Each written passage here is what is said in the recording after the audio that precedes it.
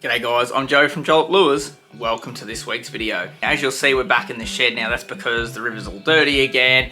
I have that many lures on the go to fill out shop orders, so fishing's just going to take a little back seat just for a little bit. So in between doing my orders, I was just going to do a little lure making video for you guys. The feedback we've had in our lure making videos has been fantastic. All you guys love it, so let's give you guys what you want to see. Right, so this is going to be a little bit different now, a little bit of a backstory. I have this piece of red cedar bark. Bloody fly. Bugger off, mate. Go. Shh. Trying to YouTube here, champ. Right, back to it. I have this piece of red cedar bark. Now, typically wouldn't make a lure out of bark, but there's a pretty cool story behind this tree. Now, the gentleman that gave me this piece of bark, he just ripped it off just to show me the fiddle back in this. Now, he has been around timber a very long time, and this tree actually has grown like a drill bit. It's twisted the whole way around, so it's pretty, to look at it, it's a pretty unique piece of timber. Now, this is the piece of bark off that tree. You can see there's already a piece of fiddleback in that, and it's growing on an angle, so God knows what that's going to look like inside. So I thought, let's just make a little nude bass lure and then we'll go try and catch a fish on it. Now, I haven't got a lot of depth in this piece of bark to work with, so basically I'm just thinking a little surface lure. I'm just going to rough out a rough bit of a shape here. It's going to be a little bit tricky to cut out to start with, but we'll rip it down and get this into something we can make a lure out, so let's go do it. Alright, there he is there, pretty rough, but it's pretty hard surface there, so let's go chop him up.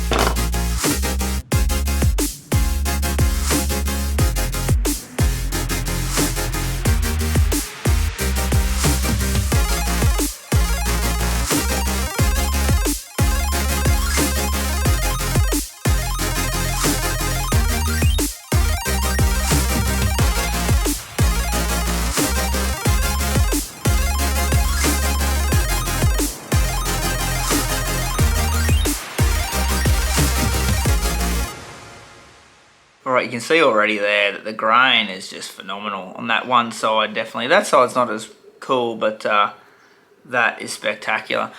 Now, it's pretty hard what I've got to work with there. I've taken a lot more off the top there than I actually wanted to, but there was a big bit of bark knot there, so we're just going to work with what we've got. We'll just hand carve him up there now and put a bit of shape into him.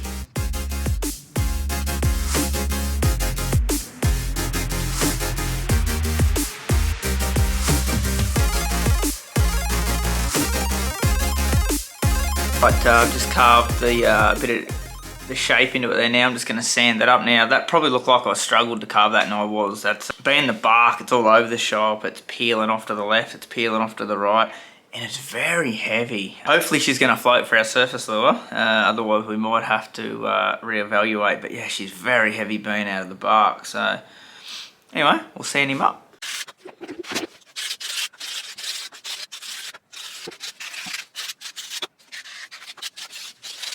There he is. Looks pretty cool. I've just given that a sand with 240. Got all the real thick paper marks out. There's a couple of little holes in the top from the knot, but I don't want to sand them out, just add a bit of feature to it. So I want this to look nice and natural, so I'm actually going to just drill some eye sockets in this now, and then when it comes to it, we'll put some real natural little eyes in him. So we'll drill them holes in there now.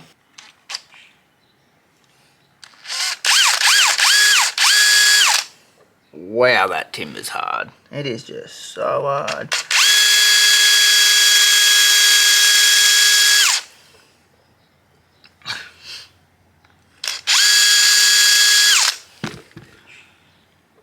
There's one.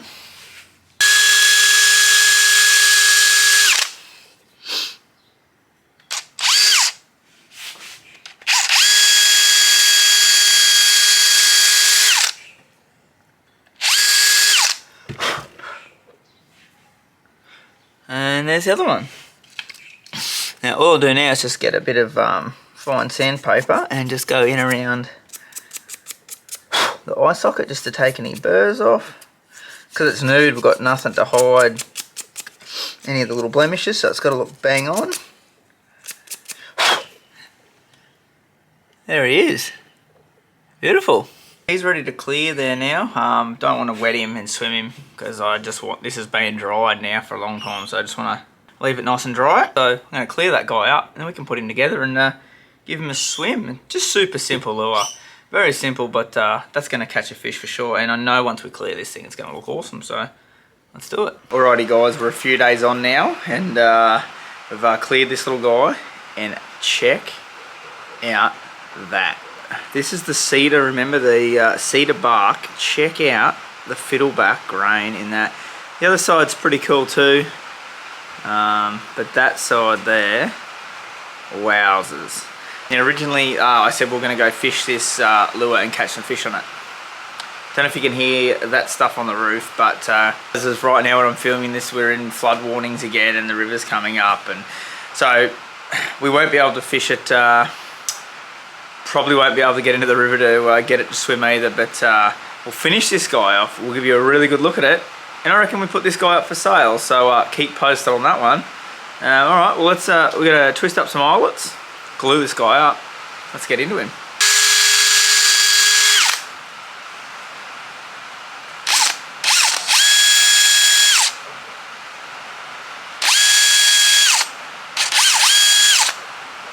Alright, holes drilled.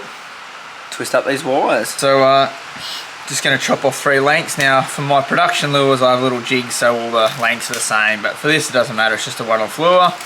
Just chop off 3 lengths of wire like I've just done there off me roll of wire, and they're all pretty similar, doesn't matter anyway. Right, show you how we twist them up now.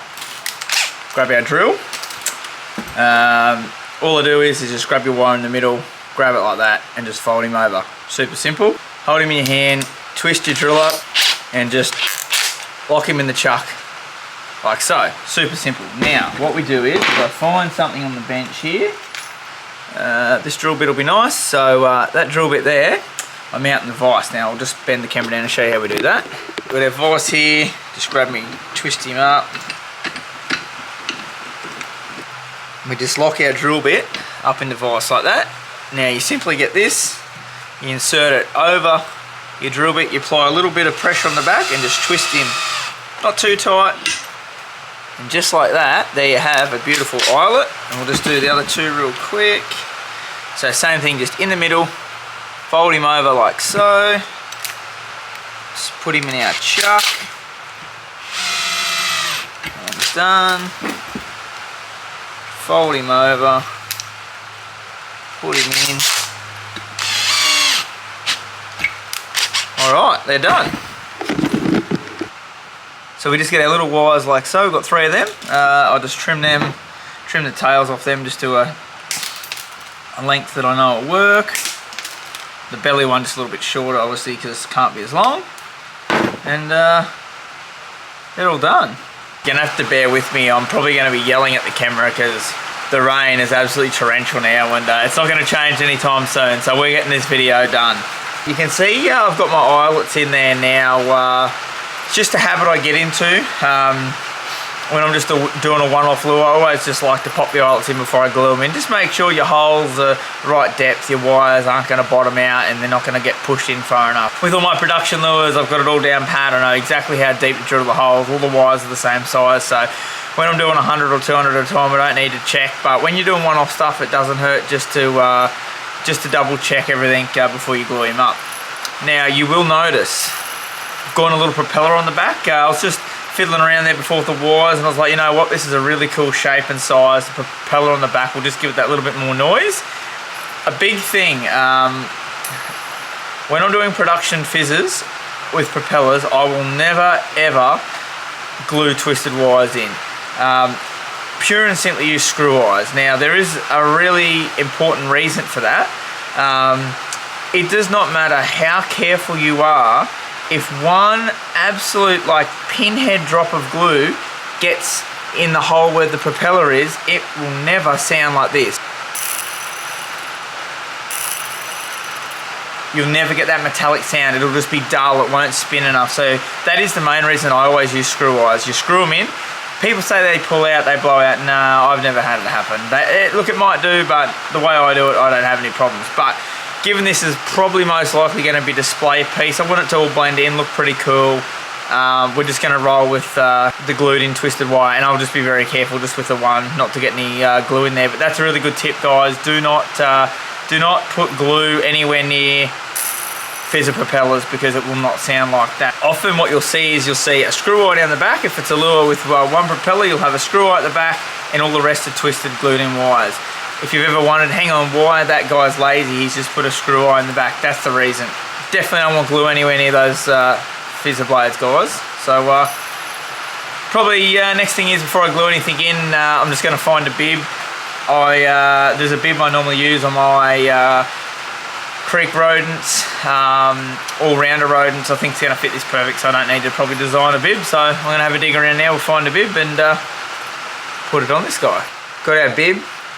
For the life of me couldn't find one, so I've just pinched one off a brand new lure there. So it's the same bib I wanted to find anyway. So it's all folded up, it's already done, ready to roll. Now, this is a really good reason why you don't glue your wires in until you do your bib on a paddler, and I'm just going to show you now why. If I had that wire pushed right in like that at the front, when I got my bib and went to slide it up, it won't push all the way up because the bottom of the bend will hit in the bottom of my slot.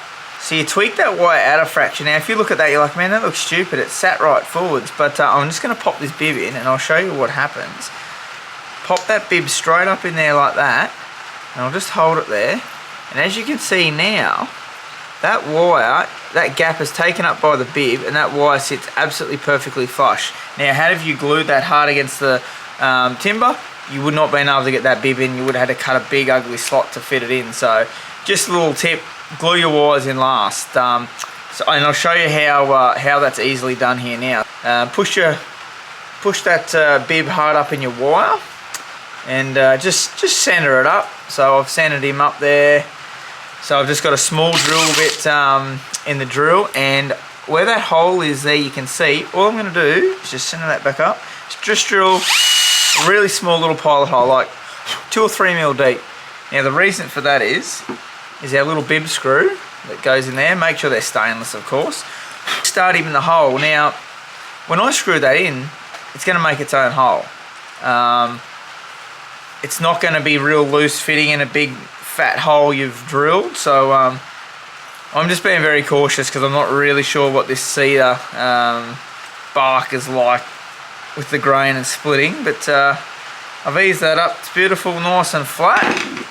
So now all you have to do is you can see the wire's pretty crooked there. Just straighten him up, bed him back in, and that is the perfect way to finish off the front of your surface lure. So that looks really neat, really cool. Let's glue these eyelets in now, guys. She's almost done, and it looks fantastic. The glue in here. Just gonna pump that into our little slot, like so. Into the belly. This back one is crucial. We do not want it to squeeze out, so that's more than enough into there. We get our tail wire and we just give him a little twist anti-clockwise to slip in there, and that still sounds nice. We haven't got any, can't visibly see any glue under there. That should be fine. Just snug him up a little bit, and beautiful. Give him a little straighten up that tail with the pliers. Perfect.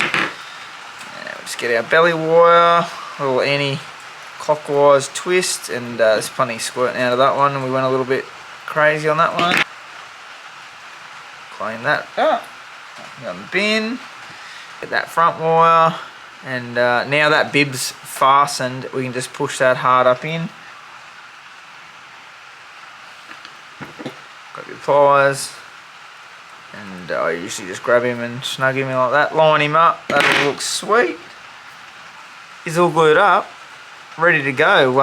Now I'm just going to let that dry before I go touching it and sticking the eyes on for the final touch. What I recommend is, because I have put glue in that back eyelet and we don't want any of that to leak out, I'm just going to sit him up that way. So if I set him that way, the glue's going to be kind of drip down under it. Just sit him that way, keep that glue off that propeller, wait for this thing to dry. There he is, the red cedar bark nude is done. Check out that That by far is the best side. This thing looks phenomenal. The grain, the fiddleback, everything in that is awesome. This side's nothing to be sneezed at either. It looks pretty fantastic as well. Really cool lure. So unfortunately I'm not going to get to swim this guy. The river's still super high and dirty. But yeah, you get the idea. It is a cracking little paddler, and yeah, very stoked with how that guy's come up, and we'll probably auction this guy off. So stay tuned to see that one go up for sale.